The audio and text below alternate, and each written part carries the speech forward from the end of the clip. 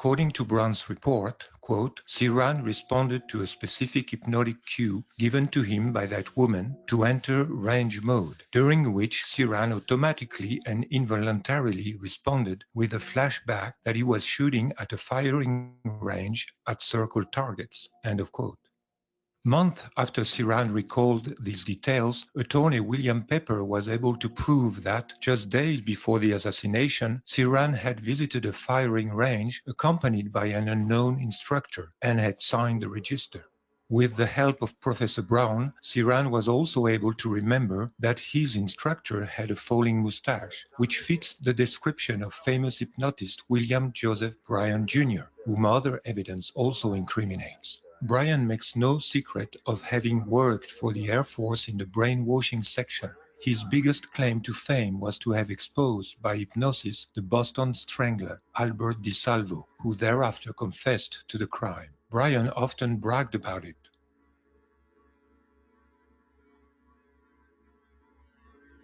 This is significant because in the notebook found at Siran's home that Siran recognized to be in his own handwriting, but that he cannot remember having written, we find this: God help me, please help me, salvo, di salvo, di salvo.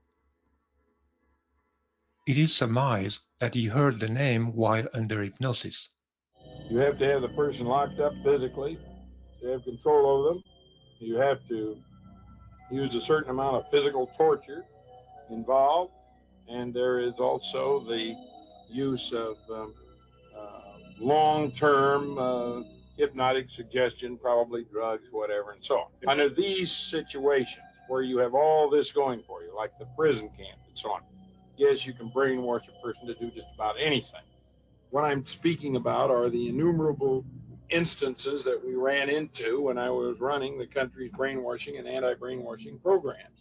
We know that in the 1960s, American military agencies were experimenting on mental control. Dr. Sidney Gottlieb, son of Hungarian Jews, directed the infamous CIA MK-Ultra project, which, among other things, was trying to answer questions like, can a person under hypnosis be forced to commit murder? According to a declassified document dated May 1951. We also know that Siran was attending meetings of occultist circles, practicing mental experiments, and this may have created opportunities to submit him to hypnotic programming. Israeli journalist Ronen Bergman has recently revealed that in May 1968, the month preceding Robert Kennedy's assassination, the Aman, the Israeli military intelligence, was planning to assassinate Yasser Arafat by hypnotically programming a Palestinian. The idea was proposed by a Navy psychologist named Binyamin Shalit, who claimed that, quote, if he was given a Palestinian prisoner, one of the thousands in Israeli jails, with the right characteristics, he could brainwash and hypnotize him into becoming a programmed killer. He would then be sent across the Jordan, join the Fatah there, and, when the opportunity arose, do away with Arafat. End of quote.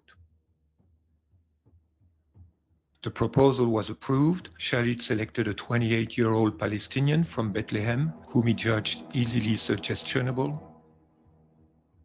The operation failed, but it proved that in 1968, precisely, Israel was experimenting methods of assassination identical to the one used against Robert Kennedy.